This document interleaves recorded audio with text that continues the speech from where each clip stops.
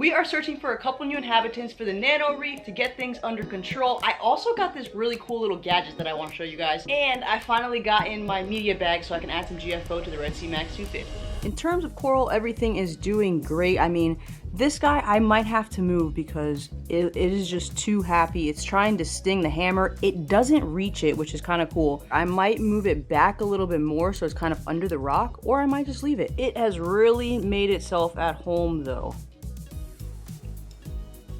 Trying, but it just doesn't reach. The Duncan down here is nice and fluffy, and the frog spawn is also humongous. The acros, however, did not do too well. Two of them look like, actually all of them look like they got some RTN. I took the other two out. I thought this one was gonna make it because I cut it, and it did not. And our gobstoppers lately have been really reaching for light. I cranked up this light. I just checked it. I do have it at 100.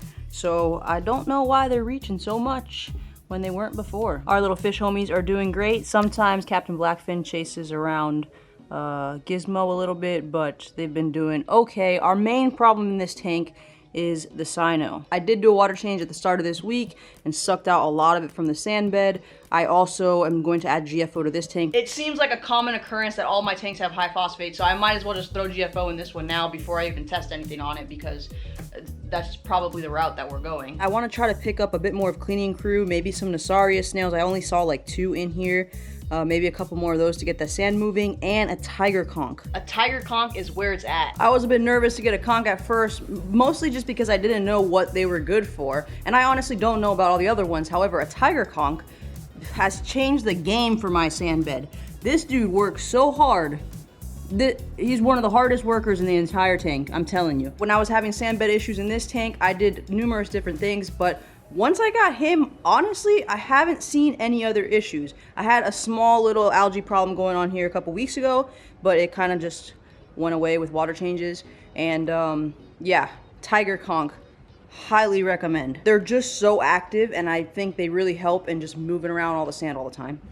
Boop. I made a little rig. Well, I didn't make a rig. I just did a little rig to get this guy in a better position. I decided to try and tie the string around the filter in the back. I'm pretty sure GFO works better in a media reactor, but I don't have that. So instead of just doing what I would usually do and stick it in the media basket, I decided to tie it a little bit so that way we get the constant water flowing over it and kind of giving it a little bit of a tumble. I don't know if this is gonna work. I've never done this before, but it was worth a shot. I thought it was a good idea. This one I'm just gonna drop in that little area in the back. All right, now let's go get some new friends. It's a beautiful day to pick up some cleanup crew. And it's rainy. I'm hoping that they had the tiger conch. I called a couple hours ago, and they did have it, so hopefully it is still here. Actually, I don't know why I'm going down this aisle. Whoa, look how much senia. Taking over the tank. Ooh, I think that's our little tiger conch guy. Well, that's good. At least we didn't come over here for nothing. He's a bit dirty, but I guess he'll do. I was trying to look for Nassarius snails. Sorry. But I don't see any. At the moment. Is that one? The one with the cool shell right there? That's a tiger conch, right? Yeah. I haven't seen one with that type of pattern. Yeah, he looks cool. I'm leaving the dirty one. Somebody else will pick you up. Wow, look how fast he moved. He was a quick one. Let's just do 10 of those. Okay. Any size preference? No, 8. Big is cool. We need those to clean up. The guy was strong. Yeah. We got the goods. Let's drop these nice and easy. I almost want this one to go into my Red Sea. Cool shell. All right, while those temp, let me show you guys my cool new gadget. It was a good purchase. A laser thermometer. I just wanted to keep it in the package to show you guys. So, let's go. The whole reason I ended up getting this thing is because the nano tank, I have the little thermometers, these little guys, in all of my tanks. However, the nano reef started reading like 68.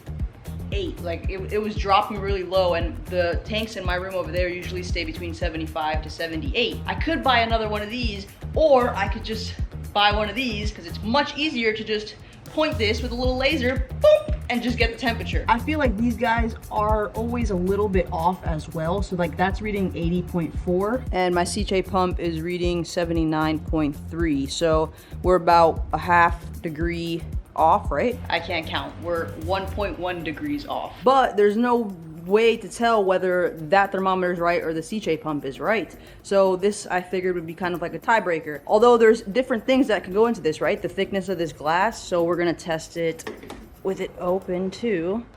You just point it. 79.3. That's actually exactly what CJ pump was saying. You see the laser? 79.3. So our back thermometer is about a degree over what the tank is reading. So you see it right on that green, 80.4. And over here, 80. Ooh, can we take a second to appreciate that top down right there? Woofa. All right, anyway, back to this guy. This is closer to the thermometer, which makes sense, right? Because I have that side thermometer ran through here, and it's inside of the main part of the tank, whereas the CJ pump is in the back. It's a little cooler back there. So on this tank, I think it's safe to say that the glass only kind of brings down the temperature about a degree-ish. Let's see what our other ones are running at. Chilling like a villain. 75.9. 76.1. So it's about a degree and a half. And in here, doing the water directly compared to through the glass doesn't make too big of a difference on this tank. But the glass is much thinner here than the Red Sea Max OVs.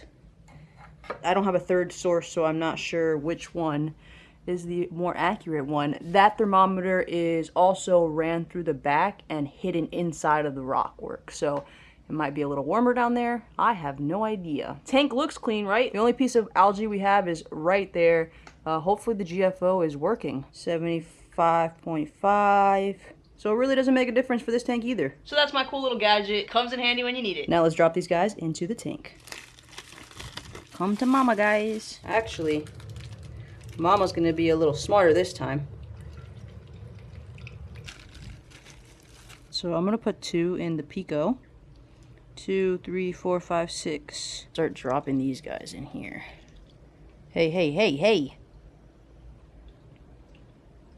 I only see like 1, 2 in here right now, 3 in here right now. So with these 6, that puts us at 9. Do I get lucky here? Dang it. Now we gotta get the tiger conch in. Look at how cool his shell is. Look in the reflection over here. Hopefully I don't get bit grabbing this guy. Look at that shell. So freaking cool. Alright, let's get, oh, his foot is out. Let's get you in the water, Bubba. Right there. Oh, yeah. If homie doesn't look like a she shell that you just picked up on the beach with your family on vacation. You see his little eye popping out of the bottom? He's like, where am I? This sand bed is disgusting. I need to clean it. You could already see that the cyno around where he's at is all moved, and that's why I think they're so great. They just keep that stuff sifting around so nothing settles. I am fully convinced that a tiger conch is the secret to a clean sand bed in a reef tank. At least that was the case with my Red Sea Max 250. We will see if it holds true in the nano reef. Let's go. Going under. They just get in there and clean. They're like when you move into a new house and you need to order a deep clean. This is who you call in. You don't call in the guys that just stay on the top of the rocks. You need this homie that goes, oh, what? You huge bubble. You call in the tiger conch to come in here and just deep clean everything. His freaking snout is like an inch below the sand right now. Yep, I think this was a good move. Don't forget to get your Skellyfest Miami tickets, guys. I'm telling you, you're gonna want to be at this show. Hope you guys enjoyed the video. Thanks so much for watching, and we'll see you in the next one. Later.